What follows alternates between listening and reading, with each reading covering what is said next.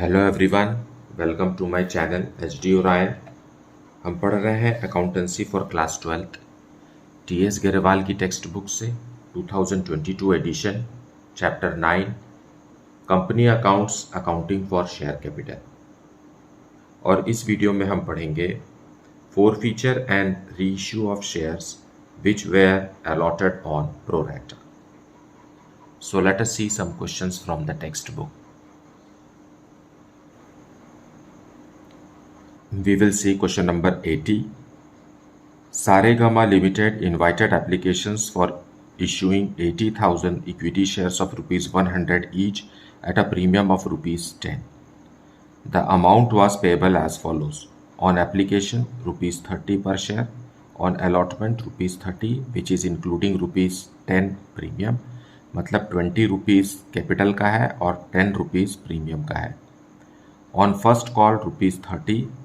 On final call, balance. So what will be the balance amount? 30 plus 20, 50. 50 plus 30 is 80. So balance amount is how much? 20 rupees. Okay. Now applications for 1,20,000 shares were received. Allotment was made on pro rata basis to all applicants. Excess money received on application was adjusted on sums due on allotment. Dhwani, who was allotted 1,600 shares, failed to pay allotment money, and Sargam, who applied for 6,000 shares, did not pay the first call money. These shares were forfeited immediately after first call. 2,000 of these shares, including all shares of Dhwani, were issued to Tarang for rupees 95 per share as rupees 80 paid up, means 15 rupees premium. Pass necessary journal entries in the books of Saregama Limited by opening calls in arrears and calls in advance amount if final call has not been made. So let us see the detailed explanation of it in the solution. So solution 80 we will see. पहले हम bank में receive करेंगे amount to share application account. How many?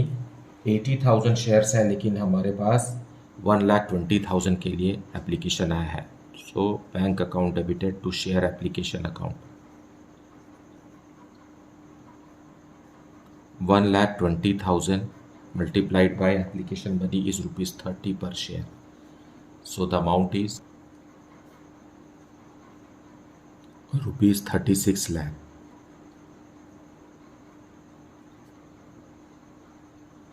Being received application.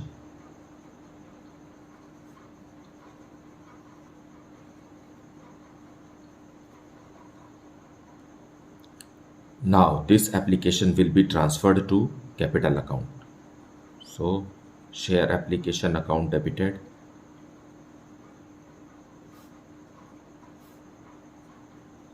To share capital account.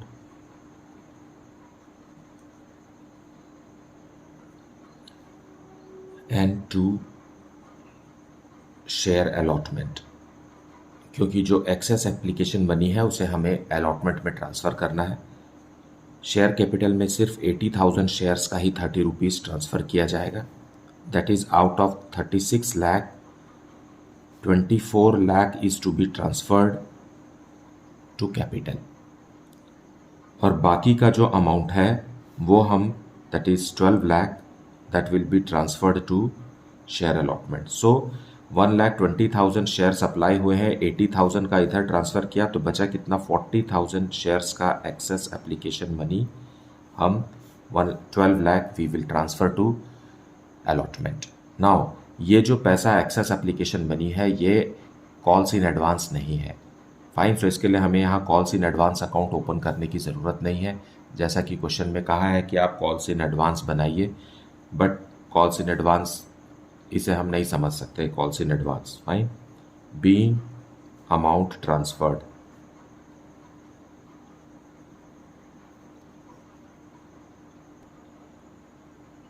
Now allotment money will be made due.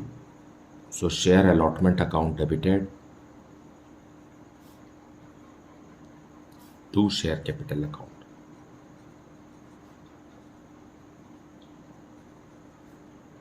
And 2 securities premium.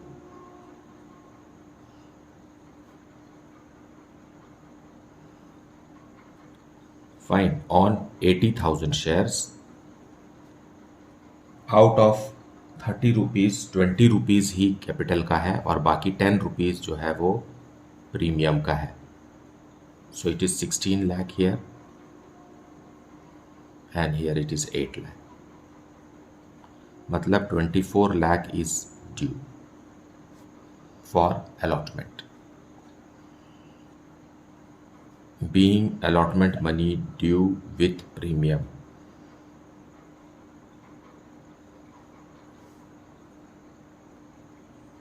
Now in 24 lakh में से 12 lakh company के पास पहले से ही है, that is in the form of excess application money. लेकिन इसी समय एक इन्वेस्टर है Dhwani, who was allotted 1600 shares, could not pay allotment money. Dhwani जिसको अलॉट हुआ है 1600 शेयर्स. सो हमें यहाँ, क्योंकि क्वेश्चन प्रोराटा से रिलेटेड है, इसलिए हमें out of excess application money Dhwani का कितना है ये हमें कैलकुलेट करना होगा. सो अप्लाइड क्या है, अप्लाइड और अलॉटेड. फाइन. जब पब्लिक ने 1,20,000 शेयर्स के लिए अप्लाई किया तो कंपनी ने 80,000 शेयर्स अलॉट किए, क्योंकि कंपनी को परमिशन ही 80,000 शेयर्स इशू करने की थी. इसका मतलब है हर 3 शेयर के पीछे 2 शेयर्स, मतलब हर 3 एप्लीकेशन शेयर्स के लिए तो 2 शेयर्स ही अलॉट हुआ उनको. नाउ ध्वनि जो है, ध्वनि को 1600 शेयर्स अलॉट हुए हैं, मतलब अलॉटेड तरफ हमको लिखना है 1600. फाइन. तो हमें पता लगाना है कि उसका अप्लाइड नंबर ऑफ शेयर्स क्या है, क्योंकि एक्सेस एप्लीकेशन मनी यहाँ कैलकुलेट करना है एंड ध्वनि इज अनेबल टू पे हर अलॉटमेंट मनी. सो इसे हम कैसे कैलकुलेट करेंगे. यहाँ 3 है और यहाँ 2 है. इसमें अगर मैं 800 मल्टीप्लाई कर दूँ तो ये हो जाएगा 1600. सो वही 800 आप अप्लाइड में भी मल्टीप्लाई कीजिए तो ये हो गया 2400. सो ध्वनि ने 2400 शेयर्स के लिए एप्लीकेशन भेजा तो उसे अलॉट हुआ है 1600 शेयर्स. ओके. सो एप्लीकेशन मनी भी 30 रुपीज़ है.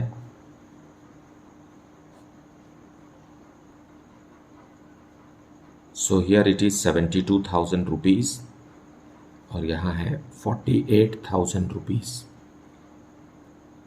मतलब इन्वेस्टर ध्वनि ने एप्लीकेशन के समय 72,000 रुपीज़ भेजा कंपनी को और कंपनी ने उन्हें 48,000 रुपीज़ का ही शेयर अलॉट किया है.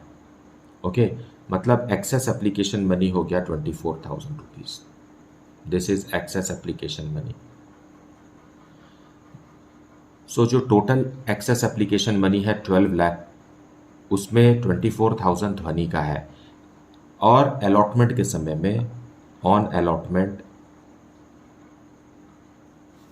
इन्वेस्टर ध्वनि के 1600 शेयर्स पर, ओके, 1600 शेयर्स पर how much rupees, 30 rupees is due. Fine. 30 rupees due है. इसका मतलब है 48,000 रुपीज़ कंपनी ने अलॉटमेंट में ड्यू किया है.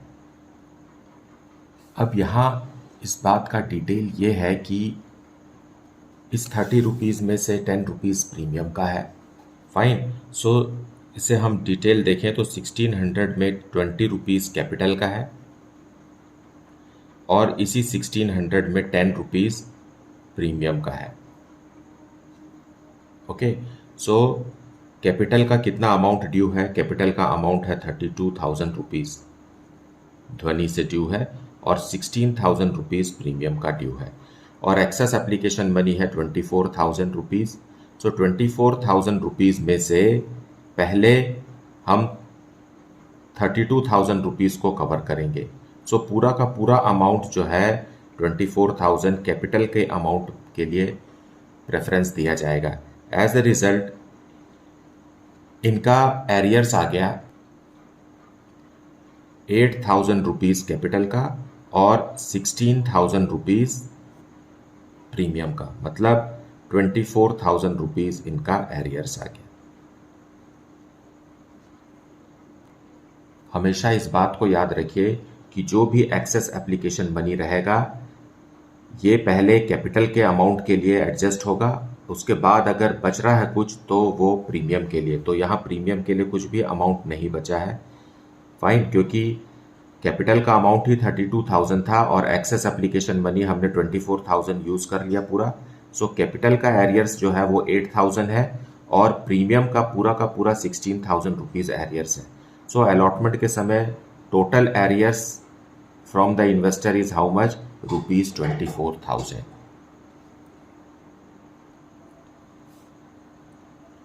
सो अलॉटमेंट मनी हम बैंक में रिसीव करेंगे and that amount is out of 24 lakh, 12 lakh excess application money का है, फाइन, इसमें से भी और लेस होगा calls in arrears that is 24,000 rupees का। सो बैंक में अमाउंट आएगा 11,76,000, क्योंकि हमें calls in arrears account maintain करना है। Calls in arrears account maintain करना है, जो कि अभी हमने कैलकुलेट किया वो है 24,000 रुपीज का, fine. To share allotment,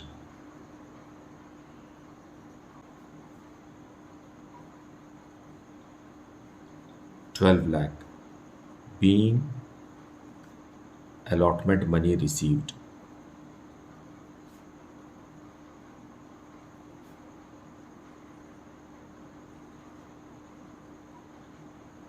except on 1,600 shares of Dhwani.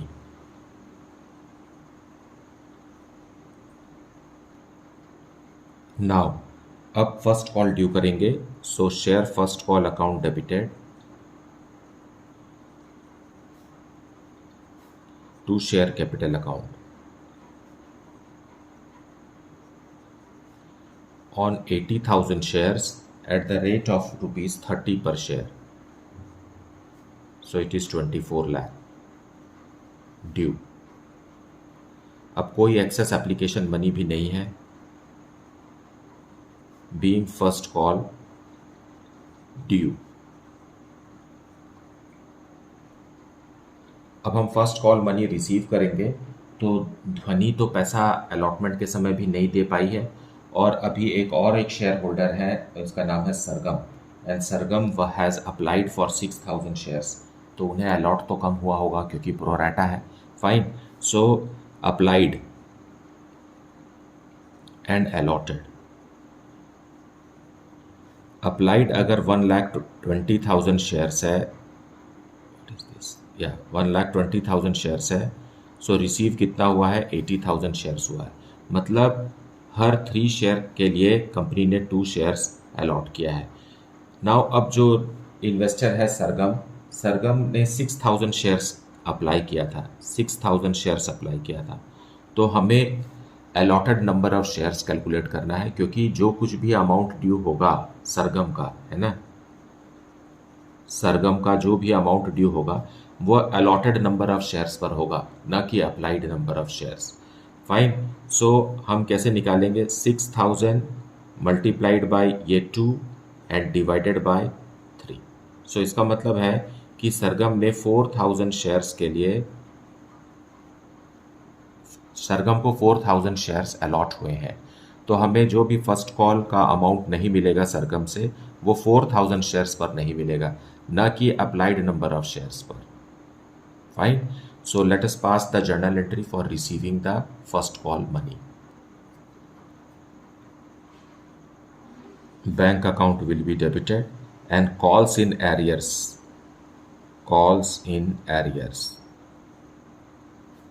account will also be debited for both the shareholders, fine, who are those, that is Dhwani and Sargam। so ध्वनि का कितने शेयर्स पर, 1,600 shares पर 30 rupees नहीं मिलेगा। उसी तरीके से दूसरा कॉल्स इन एरियर्स भी हम खोल देते हैं, यहाँ 4,000 शेयर्स पर 30 रुपीज़ नहीं मिलेगा। इन दोनों को मर्ज करके भी आप लिख सकते हैं, ये मैंने अलग अलग दिखाया है, ये ध्वनि के शेयर्स का है और ये सरगम के शेयर्स का है। मतलब कितना रुपीस नहीं मिलेगा, 48,000 रुपीज ध्वनि से रिसीव नहीं होगा एंड 1,20,000 रुपीज सरगम से रिसीव नहीं होगा and to share first call.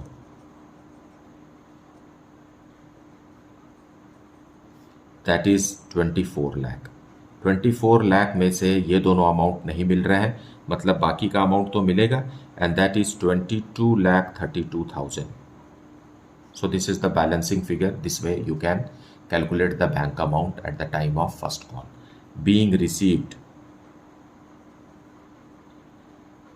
being amount received except on 1600 shares of Dhwani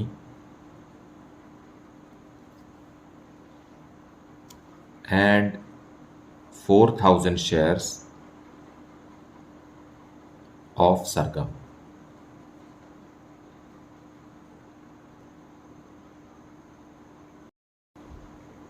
now अब हमें शेयर्स को फोरफीट करना है, सो उसके लिए शेयर कैपिटल अकाउंट डेबिट हो जाएगा। Share capital account will be debited and closed.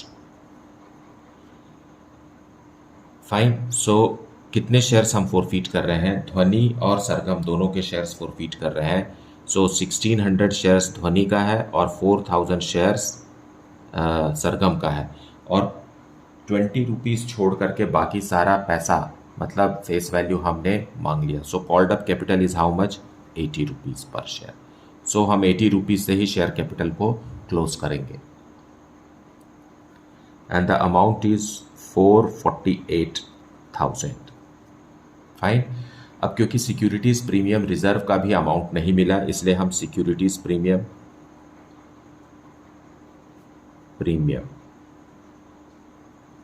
ये हमने वर्किंग नोट में दिखाया है कि ध्वनि ने अलॉटमेंट का जब पैसा नहीं दिया तो उसमें से कुछ पैसा सिक्योरिटीज प्रीमियम रिजर्व का भी था।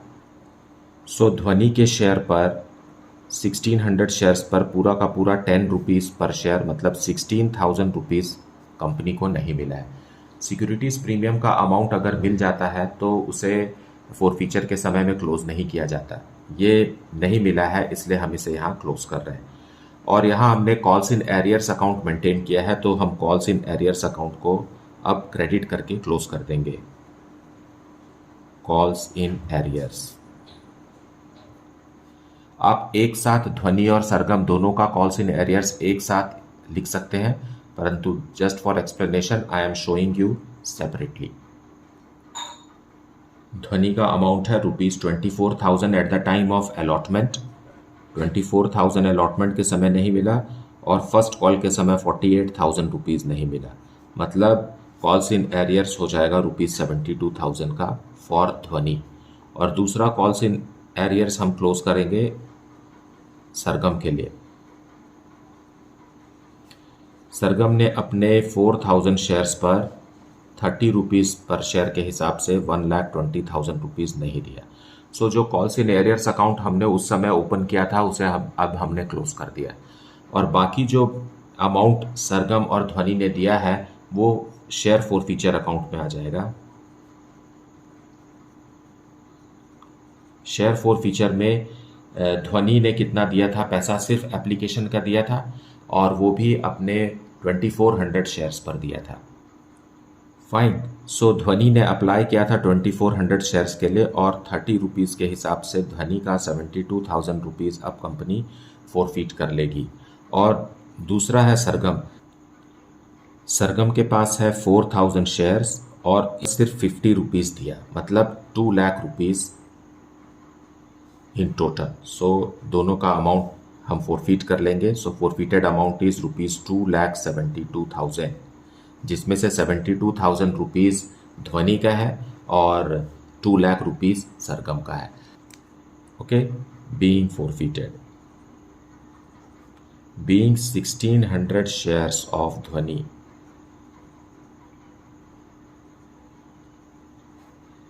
and 4,000 shares of Sargam forfeited.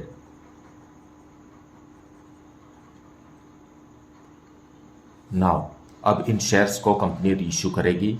So reissue at the rate of rupees how much, rupees 95 per share.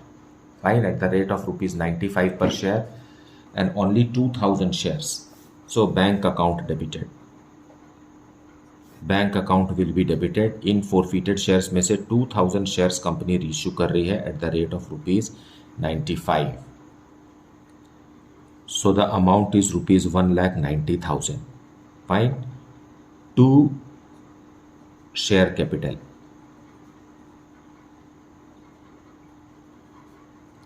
$2,000 shares पर एज अ पेड अप मान रही है ₹80 पर शेयर. सो ₹1,60,000 का शेयर कैपिटल एक्सपैंड हो जाएगा. तो 30,000 जो एक्स्ट्रा ले रही है वो सिक्योरिटीज प्रीमियम के लिए है. Securities premium and this is how much, ₹30. मतलब 2000 शेयर्स पर कितना रुपीस, ₹15 पर शेयर सिक्योरिटीज प्रीमियम है. जरूरी नहीं है कि फोरफिटेड शेयर्स को डिस्काउंट में ही इशू किया जाए. फोरफिटेड शेयर्स को हम प्रीमियम पर भी इशू कर सकते हैं. बीइंग रीइश्यूड 2000 शेयर्स फॉर ₹95 पर शेयर एज ₹80 पेड अप. सो यहाँ पर आप देखिए ₹80 पेड अप है मान रही है कंपनी और ₹95 इन्वेस्टर से ले रही है, मतलब ₹15 ज़्यादा. So that ₹15 is securities premium. Now इस बात को भी समझिए कि ये जो 2000 शेयर्स कंपनी ने रीइश्यू किए हैं उसमें से 1600 शेयर्स जो है ये ध्वनि के हैं और बाकी के 400 शेयर्स जो हैं ये सरगम के हैं. Fine.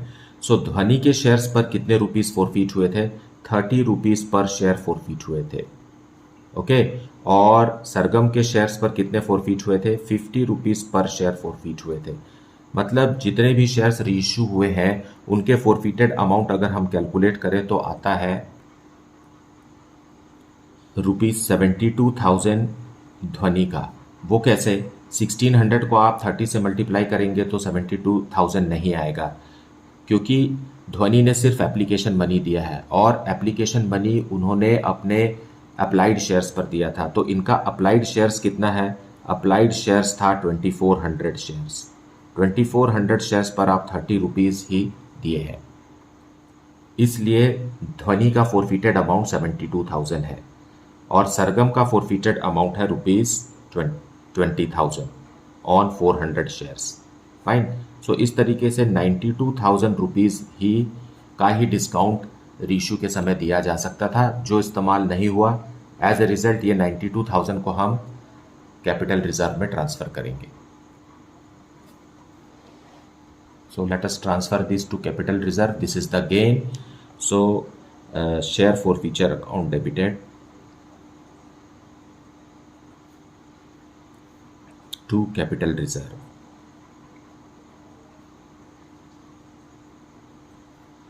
$92,000 being gain transferred.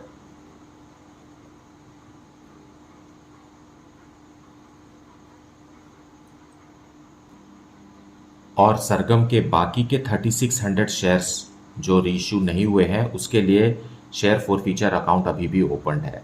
Fine. Share forfeiture का अमाउंट वही अमाउंट कैपिटल रिजर्व में ट्रांसफ़र होता है जो रीइश्यू के बाद बच जाता है. तो यहाँ रीइश्यू के बाद पूरा का पूरा अमाउंट 92,000 इन 2000 शेयर्स पर बचा हुआ है, इसलिए हमने इसे पूरा का पूरा ट्रांसफ़र कर दिया क्योंकि रीइश्यू प्रीमियम में हुआ था. Fine. So I hope that you have watched the full video and heard the explanation. Despite this, if you are having any doubt regarding this, then please put it in the comment section. Thank you so much for liking, subscribing and sharing the channel. And if you have not yet, then please like it, subscribe it and also share it with your friends. Thank you so much for watching the video.